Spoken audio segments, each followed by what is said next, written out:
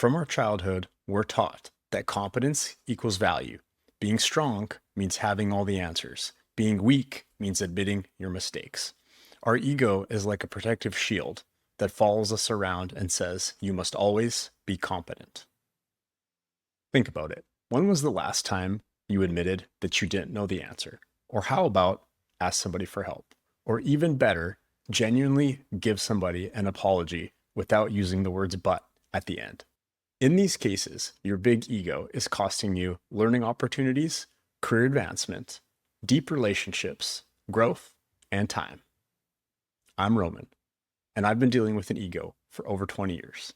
So let me share some stories with you that will help you tame your ego so that you can have better relationships with your loved ones and you can avoid massive blowups in your life and your career that really aren't worth it to begin with. Several years ago, me and my wife got the cutest little miniature cockapoo puppy, and we were in the middle of training it. One night, she wanted to do the laundry, so she left the puppy with me to watch.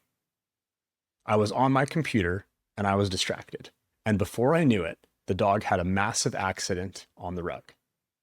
I didn't realize that my wife had spent the last several months saving up to buy the perfect rug that she absolutely loved. And at the time, I didn't think it was a super big deal. I didn't acknowledge it, I didn't apologize for it, and I didn't own up to it. This led to a massive argument. While the argument was escalating, instead of apologizing right there, I decided to dig my heels in and make it worse. This led to me and my wife not talking to each other for the rest of the night. The accident was 5% of the problem. My ego's response was 95% of the problem. The first problem is that my ego felt threatened. When my wife brought up the accident, instead of apologizing, I didn't want to seem irresponsible and non-competent. So the first thing I did was employ defense mechanisms. Rationalization. I wasn't paying attention. It wasn't my fault. Then minimization. It's not a big deal. It's just an accident.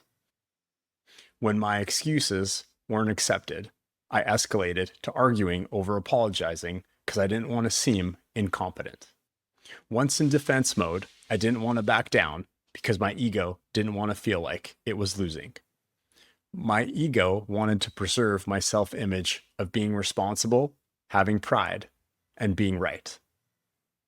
But in reality, my ego was causing some concern for my wife in terms of her trust in that I could admit my mistakes when I was wrong, and my vulnerability in terms of choosing my ego over my connection with her.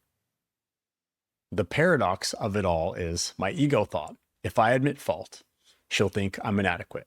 But the reality of it all is my defensiveness made me look far more inadequate than any small mistake ever could. Let's look at road rage for a second. You're driving down the street and someone cuts you off. Instantaneously, your ego checks on and it says, this person thinks they're better than me. You respond with an aggressive gesture. They need to know who they mess with. I'm going to teach them a lesson. What actually happened is a stranger who's most likely in a hurry made a mistake. But your ego thinks that this person is waging a war with you. This can lead to dangerous situations for yourself and the other person, on top of wasted mental energy on a stranger who's probably going to forget about you in 5 seconds. When you're in a social setting or work and you dismiss what someone is saying, your ego is protecting its status. It's saying, I'm smarter than this person. They don't have my education or my experience. However, everyone has unique perspective and insights. Learning is a sign of strength, not weakness. Your ego is costing you valuable insights that could help advance your career, and it's causing you to stunt your personal growth because you stop learning. In all 3 scenarios, your ego is costing you. Number 1, it's creating threats when there are none. Number 2, it's prioritizing image over reality. Number 3, it's choosing being right over being effective. Number 4, it's isolating you from growth and connection.